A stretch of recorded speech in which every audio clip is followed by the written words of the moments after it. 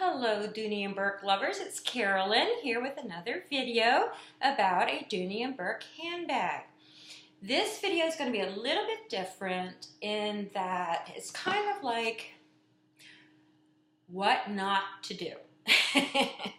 And I have done that could be a whole series in itself, what not to do, because I've done several what not to do things.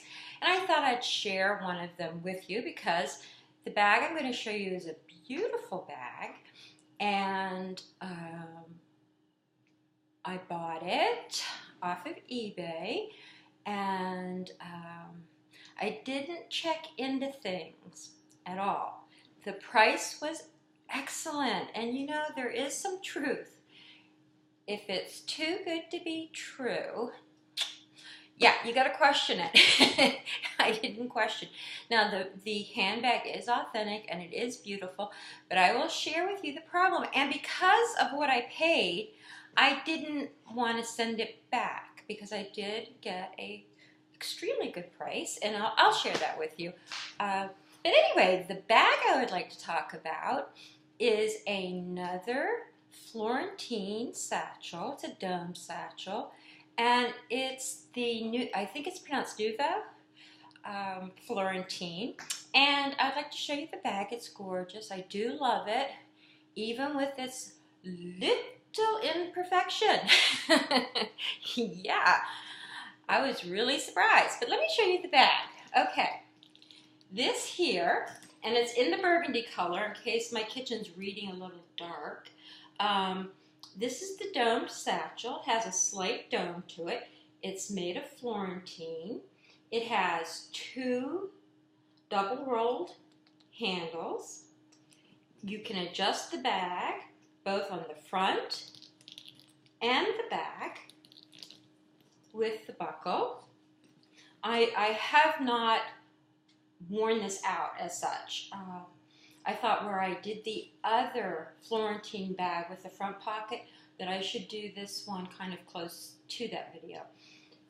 Anyway, it has the palladium hardware, and it is chunky, lovely. You have O-rings on the side, each side, then the Dooney Bourke symbol or emblem here, and you have the lovely zipper, also in the palladium, with the red fabric around it. And the pull zip is the Florentine leather. It's a double, it's stitched, but it's a double braided leather pull zip, and it just opens gorgeously. It really does.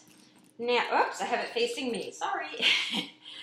The inside of the bag is just this heavenly leather, and it does not have, which your other some of your other Florentine satchels have the green here. This line does not have that. It has leather and no fabric throughout the inside of the bag, and on the front wall you have two, let's see if I can get it, two open pockets.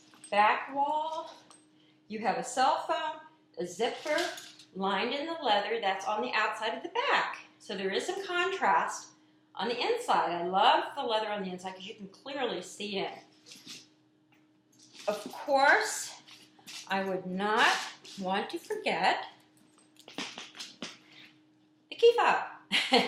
Yes, and this is your typical gunmetal nylon key fob.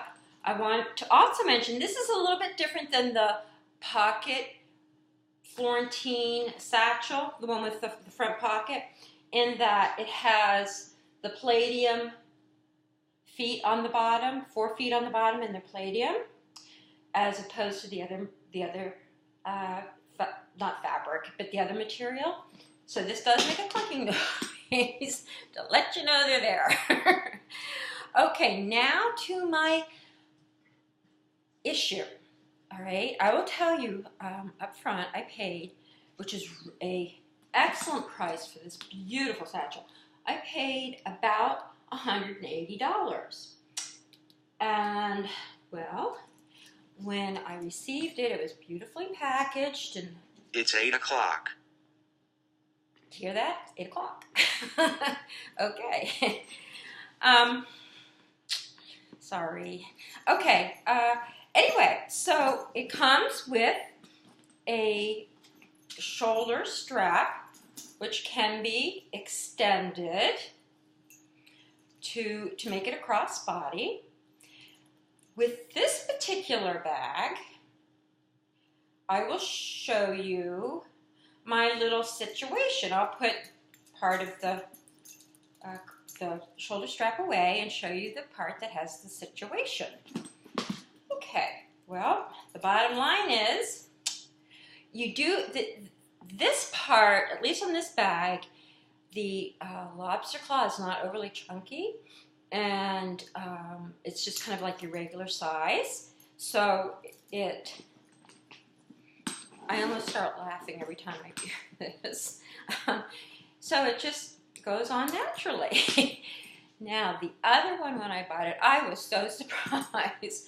I went to put it on, and I am like, what is wrong with this? You know, I couldn't get it on, and it was hard to move the latch. Well, the latch did fall off. Not the latch, the part that locks it in.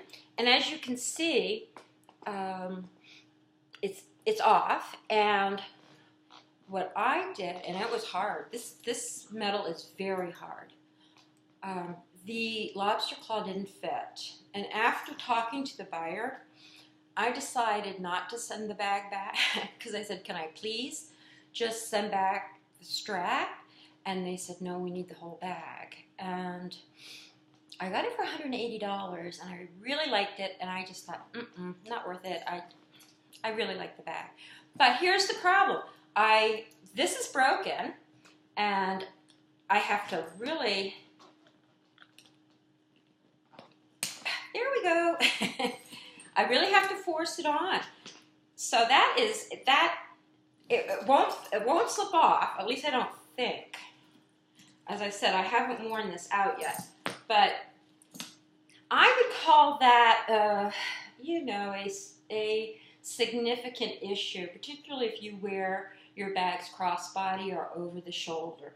Not so much if you're in the crook of the arm type of person, but I learned a lesson, and it's not so much buying from eBay, although I have had somewhat not to do things from eBay. Another message, again, I'm sorry. It is when you're looking at something and you're like, this really is too good to be true, it's best to talk to the buyer and find out something about the bag. It was sold as new, and it was new, but it didn't have the right hardware on the strap, and I made a decision before I messed with it. I made a decision to keep the bag, even if I couldn't use the straps. I'm not going to sell it. I really like it. And then I took jewelry tools, and I had to really work hard just to get the lobster claw open enough to fit on this gorgeous satchel. So I would say this satchel is definitely a beautiful bag. Nice Florentine, smooth. It's not overly heavy. It really is great. I just took a slight shortcut and got it a little bit cheaper, and you know, it just wasn't worth it. Oh, come on in. My daughter's friends are here, so I'm going to go. Thank you for watching, and have a great night. Bye-bye.